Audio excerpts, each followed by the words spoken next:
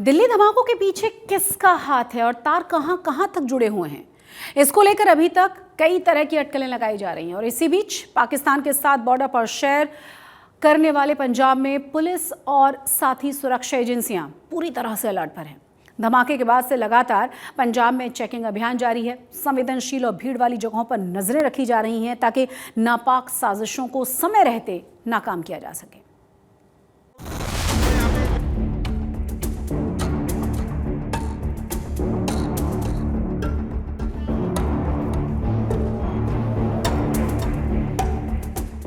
सोमवार को राजधानी दिल्ली में धमाके ने पूरे देश को हिलाकर रख दिया, जिसके चलते पूरे देश में पुलिस और सुरक्षा एजेंसियां हाई अलर्ट मोड पर आ गई हैं। ऐसे में पाकिस्तान की सीमा से सटे पंजाब में भी दिल्ली धमाकों के बाद सुरक्षा व्यवस्था सख्त कर दी गई है। सुरक्षा एजेंसियां सीमावर्ती इलाकों से लेकर शहरों तक जगह जगह नाकेबंदी करके चेकिंग अभियान चला रही हैं।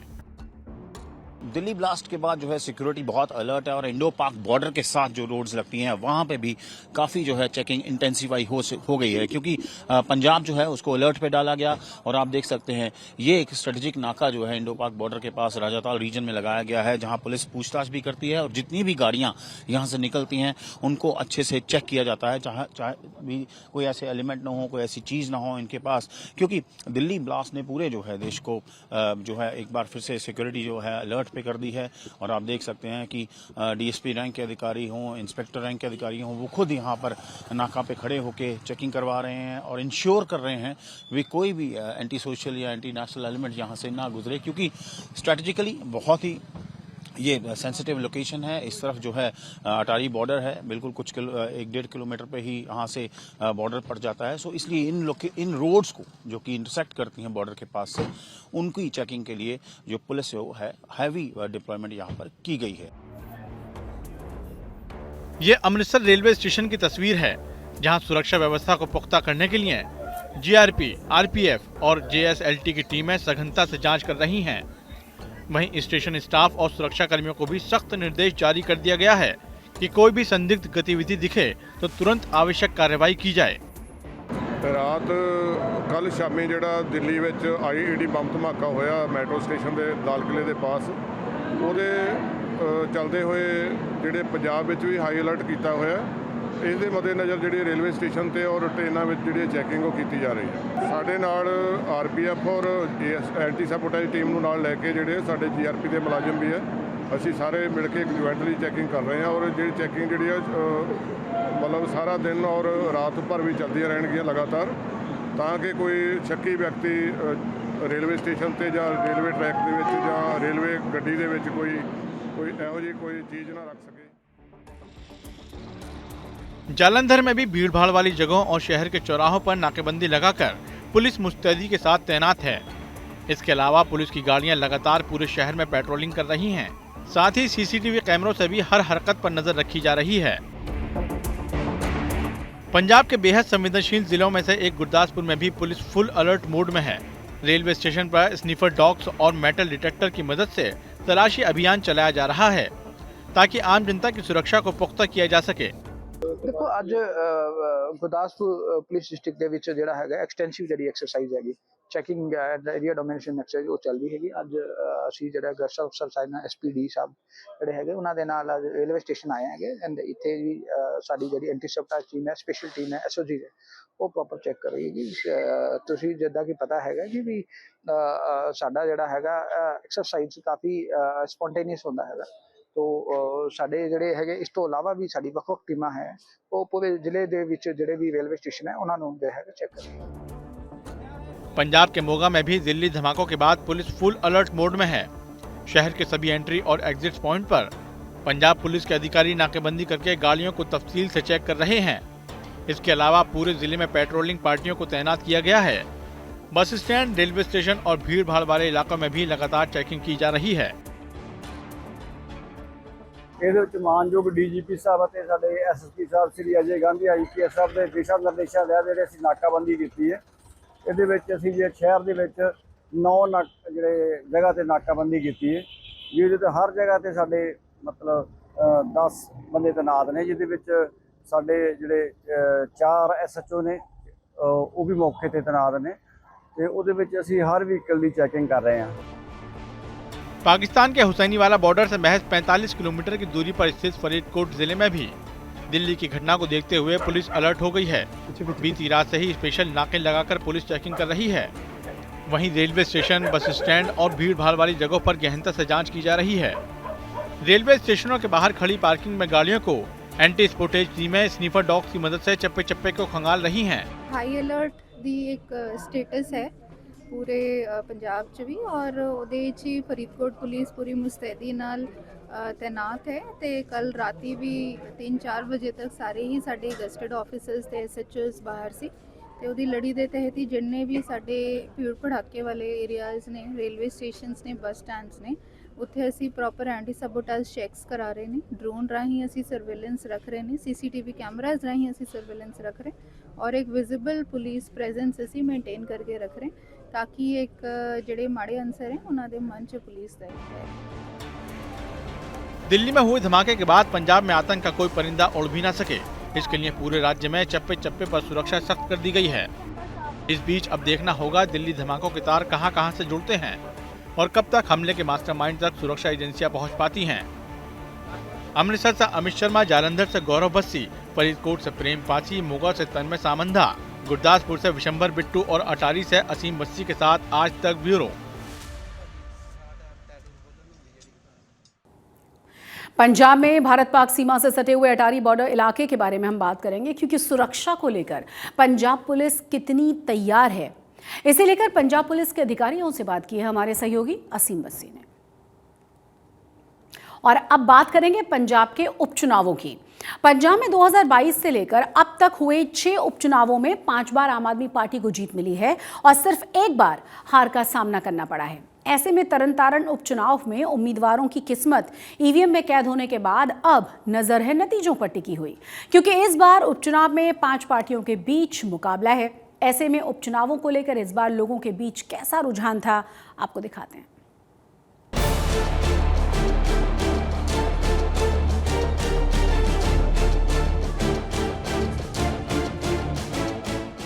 तरनतारण विधानसभा सीट पर हुए उपचुनाव में उम्मीदवारों की किस्मत ईवीएम में कैद हो चुकी है। शाम 6 बजे तक करीब 60.95% लोगों ने अपने वोट डाले और अब हर किसी को इंतजार 14 नवंबर का है, जब नतीजों का ऐलान होगा। सूरज की पहली किरण के साथ पोलिंग बूथों पर वोटर पहुंचने लगे थे और दिन चढ़ने के साथ साथ वोटिंग सेंटर के बाहर लोगों की लाइन लग गई थी। जैसे जैसे वोटर अपने हिस्से का फैसला लेकर बटन दबा रहा था, लोकतंत्र की धड़कनें तेज हो रही थीं। तरनतारण बाई इलेक्शन की जो पोलिंग है वो शुरू हो चुकी है सुबह से, और आप देख सकते हैं इस तरफ की जो वोटर्स हैं वो बड़ी गिनती में यहाँ पर आने शुरू हो गए हैं। सुबह 7 बजे यहाँ पोलिंग शुरू हुई थी और हम यहाँ के जो शहर में जो बूथ बना हुआ उसके अंदर हैं, और ना सिर्फ वोटर्स जो भारी गिनती में पहुंचे हैं बल्कि सिक्योरिटी डिप्लॉयमेंट भी आप देख सकते हैं, क्योंकि ये सेंसिटिव रीजन है। यहाँ पे 12 कंपनीज जो हैं वो सेंट्रल आर्म्ड पुलिस फोर्स की लगाई गई हैं, और आप देख सकते हैं भी किस तरह जो वोटर्स जो हैं वो मतदान केंद्रों में पहुंच रहे हैं, पोलिंग के लिए यहाँ पर पहुंचे हैं। और आप देख सकते हैं कि ये बहुत ही इम्पोर्टेंट इलेक्शन है, क्योंकि यहाँ से आम आदमी पार्टी के हरमीत संधू जो हैं वो कॉन्टेस्ट कर रहे हैं, श्रोमणी अकाली दल की तरफ से सुखविंदर कौर हैं, हरजीत संधू हैं बीजेपी की तरफ से, करणबीर बुर जो है कांग्रेस की तरफ से, और अमृतपाल की जो पार्टी है अकाली दल वारिस पंजाब दे वहाँ से मनदीप सिंह जो हैं वो कॉन्टेस्ट कर रहे हैं। सो ये मल्टी कॉर्नर्ड कॉन्टेस्ट है। चुनाव में इम्तिहान सिर्फ कैंडिडेट या किसी पार्टी का नहीं होता, इम्तिहान जनता के भरोसे और उम्मीद का भी होता है। इसलिए जब आज तक संवाददाता ने वोटरों से बात की तो उन्होंने तरनतारण में अब तक के हुए विकास कार्यों की पोल को खोल कर रख दिया। वोट पाउण दी ते प्रॉब्लम ते कोई नहीं आ रही, मतलब मुश्किलां ਇਹ ਹੈ ਕਿ ਕੋਈ ਇੱਥੇ ਕਾਰੋਬਾਰ ਨਹੀਂ ਹੋ ਰਿਹਾ, ਕੋਈ ਸੜਕ ਨਹੀਂ ਬਣੀ, ਕੋਈ ਨਾਲੀ ਕੀ ਇੱਥੇ ਰਿਪੇਅਰ ਨਹੀਂ ਚੱਲ ਰਹੀ, ਐਡੇ ਟੋਏ ਪੜੇ ਆ ਸੜਕਾਂ ਦੇ ਵਿੱਚ, ਸੀਵਰ ਬੰਦ ਪੜੇ ਆ। ਇਹ 20 ਸਾਲ ਤੋਂ ਬਾਅਦ ਪਹਿਲੇ ਸੜਕ ਬਣ ਲੱਗੀ, ਹੁਣ ਜਦੋਂ ਦੀ ਆਪਣੀ ਅਕਾਲੀ ਦਲ ਸਰਕਾਰ ਹੈ ਨਾ ਬਦਲਦੀ ਉਦੋਂ ਦੀ ਬਣੀ, ਜਦੋਂ 400 ਸਾਲਾ ਬਣਾਇਆ ਉਸ ਤੋਂ ਬਾਅਦ ਮੁੜ ਕੇ ਕੋਈ ਇੱਥੇ ਸੜਕ ਰਿਪੇਅਰ ਨਹੀਂ ਹੋਈ, ਕੋਈ ਗਲੀ ਮਹੱਲੇ ਦੇ ਵਿੱਚ ਪੈਸਾ नहीं लगा। देखो हम उन मुद्दों पे वोट डालने हैं जो कि लोगों का भला हो, पार्टी कोई भी आए मैदान में जीते, लेकिन जो भी पार्टी आए वो अपने किए हुए वादों को, अपने एजेंडे को क्लियर हो, उनको पता हो जो हमने कमिटमेंट्स किए हैं, अगर वो कमिटमेंट पूरी करते हैं तो वो जीतते हैं तो वो ज़्यादा बढ़िया रहता है। जीतने के बाद अगर उस चीज़ को भी ध्यान रखते हैं तो वो ज़्यादा बढ़िया रहता है। तो अभी अब जो वादे हुए थे पूरे हुए हैं?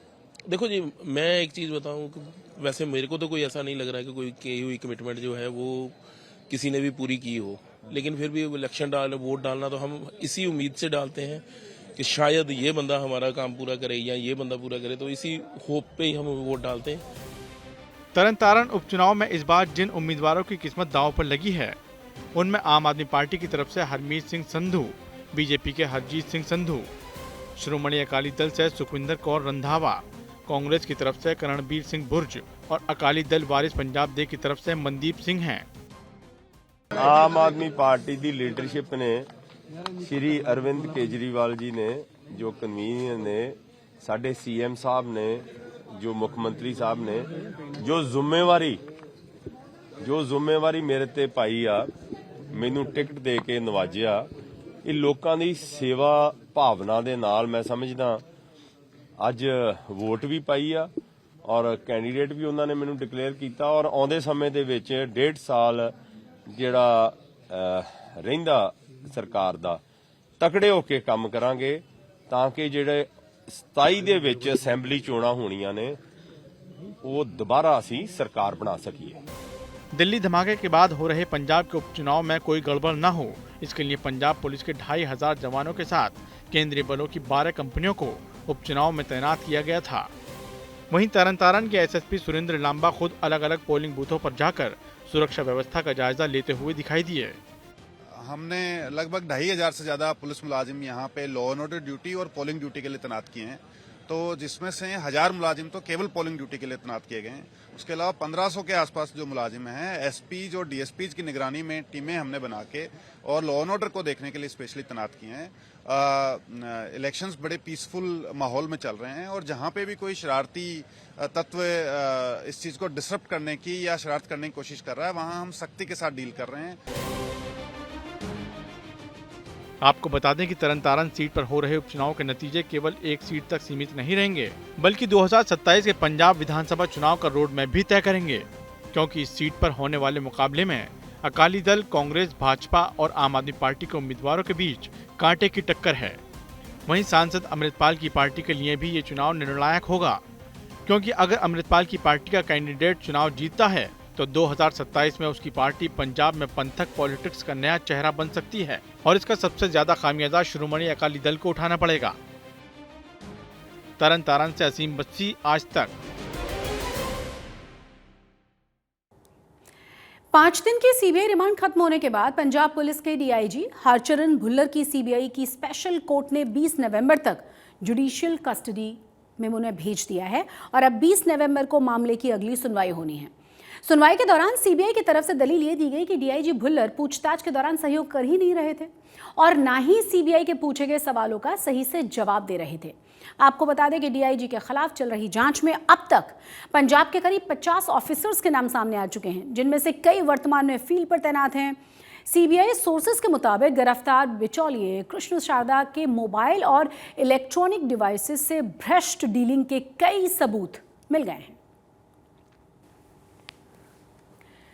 जल ही जीवन है, लेकिन फरीदकोट में यही जल जीवन के लिए बन चुका है अभिशाप। यहाँ कई हैंडपंपों से निकलने वाला पानी लोगों को बीमार कर रहा है, या ये भी कहा जा सकता है कि लोगों की जान पर बनाई है। और अब प्रशासन ने इलाके के हैंडपंप्स पर नोटिस चस्पा कर दिया है कि ये जो पानी है वो पीने योग्य नहीं है। इस रिपोर्ट को देखिए।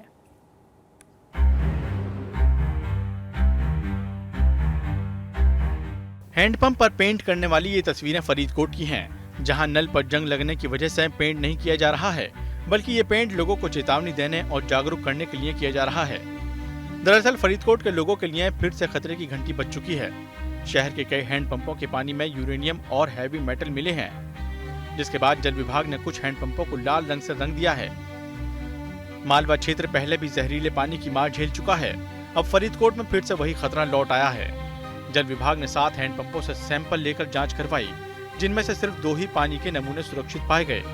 इन रिपोर्ट्स के बाद जल विभाग ने सुंदरनगर के 2 हैंडपंपों को लाल रंग से रंग दिया और वहां नोटिस लगा दिया कि यह पानी पीने योग्य नहीं है। ये जी हमारे पास जल बचाओ मोर्चा की टीम आई थी, तो उन्होंने हमें कुछ सैंपल कलेक्ट करके शहर में से डिफरेंट डिफरेंट जगह से वो दिए थे। तो हमने वो सैंपल जो टेस्ट करवाए थे उनमें टोटल 7 सैंपल वो लेके आए थे। उसमें से वो ये 2 सैंपल है जो हैंडपंप के, वो फेल हुए थे फिरोजपुर रोड पे। एक फिरोजपुर रोड पे नियर गंगा नर्सरी है, और दूसरा जो हमारा चर्च के पास था। तब उसके बाद हमने डिपार्टमेंट की ओर से एक्शन लेते हुए उन पे रेड पेंट करवाया एंड नोटिस बोर्ड भी लगवाया था कि इसको कोई भी यूज़ मत करिए। गांव में फ्लोराइड की समस्या नई नहीं है, लेकिन इसके समाधान के लिए किए गए सरकारी प्रयास नाकाफी साबित हुए हैं, या यूं कहें कि सरकार आंखें मूंदे बैठी है और प्रशासन औपचारिकता के नाम पर हैंडपंपों को रंग रहा है। कि जल सप्लाई महकमे के अधिकारियों के साथ हमारी जल जीवन बचाओ मोर्चा कमेटी की निगरान कमेटी के 5 मेंबरों ने सैंपल लिए, और हमें बताते हुए ये बहुत खेद है अभी हमारे सिर्फ फरीदकोट के नहर के जो आसपास के बोर हैं उनको छोड़ दिया जाए तो बाकी सारे शहर में यूरेनियम और हैवी मेटल्स पाए गए हैं। 7 सैंपल में से 2 क्लियर पाए गए हैं, जो हमें पहले ही पता था वो क्लियर आएंगे, और 5 फेल हो चुके हैं जी, जिसमें हैवी मेटल और यूरेनियम है, जिसकी रिपोर्ट हम आला अधिकारियों को भी दिखा चुके हैं और जो सरकार के यहाँ पे नुमाइंदे बैठे हैं उनको भी भेज चुके हैं, लेकिन उनकी तरफ से हमें आज तक कुछ नहीं मिला। हैंडपंप से जो पानी निकल रहा है उसे पीने से लोग बीमारी का शिकार हो रहे हैं। डॉक्टरों की माने तो ऐसा पानी पीने से किडनी डैमेज, पेट की समस्या और महिलाओं में ओवरी से जुड़ी बीमारियां हो सकती हैं। हालांकि ये पानी रेडियो एक्टिव नहीं है, फिर भी स्वास्थ्य के लिए बेहद खतरनाक है। जो ये यूरेनियम होता है, ये एक्चुअल में पानी के नीचे जो जहाँ से हम सतह से पानी निकालते हैं वहाँ पे जो पत्थर वगैरह होते हैं उनमें यूरेनियम थोड़ा सा रहता है। तो जो यूरेनियम वहाँ से खुर के थोड़ा सा पानी में जब आ जाता है तो वो पानी में उसकी जो मात्रा WHO द्वारा निर्धारित है वो है 28 से 30 माइक्रोग्राम पर लीटर, और ये प्रोविजनल एक वैल्यू है जो WHO ने निर्धारित करी है। ये अभी हमारे जो यहाँ नल के चेक हुए थे वहाँ पे 128, 118, 130 माइक्रोग्राम पर लीटर तक कई जगह पे पाई गई है। जो ये सोल्यूबल यूरेनियम होता है पानी के अंदर, ये किडनी प्रॉब्लम्स के लिए नुकसानदेह, किडनी के लिए नुकसानदेह, क्योंकि इसकी एक्सक्रीशन किडनी से होनी है। ये जो पानी होता है ये इंसानों के पीने के लायक नहीं होता, इसको अदर पर्पसेस के लिए यूज़ किया जा सकता है। लेकिन जहाँ तक का आप यूरेनियम की बात कर रहे हो, तो वो यूरेनियम का इससे पहले भी ये इशू खड़ा हुआ था, 10 साल पहले हमने इस पर स्टडी भी की थी। तो ये जो यूरेनियम है ये रेडियो एक्टिव यूरेनियम नहीं है, ये इनएक्टिव यूरेनियम है, जिसका जो इंसान के शरीर पे अभी तक कोई ऐसा प्रभाव हमें साइंस में मिला नहीं है। जो रेडियो एक्टिव होता है वो कैंसर के लिए बहुत बड़ा कारण होता है, लेकिन फिर भी अगर हमारे शरीर में यूरेनियम रूटीन से ज़्यादा मात्रा में जा रहा है तो हमें वो अवॉइड करना चाहिए, लेना नहीं चाहिए, खास करके वो हैवी मेटल्स की तरफ से किडनी को डैमेज कर सकता है। फरीदकोट में करीब 1.5 लाख आबादी है, जिनमें आधे से ज्यादा लोग आज भी हैंडपंपों का पानी पीने को मजबूर हैं। ऐसे में सवाल यही है कि जब जल ही जीवन है तो क्या नल का ये पानी जीवन छीनने वाला बन चुका है? फरीदकोट में लोगों के लिए यह चेतावनी बेहद गंभीर है। जरूरी है कि सरकार जल्द से जल्द सुरक्षित पेयजल की व्यवस्था करे ताकि लोग बीमारियों से बच सकें। फरीदकोट से प्रेम कुमार पासी के साथ आज तक ब्यूरो। आज तक पंजाब में आज के लिए बस इतना ही, लेकिन देश और दुनिया की तमाम बड़ी और अहम खबरों के लिए आप देखते रहिए आज तक।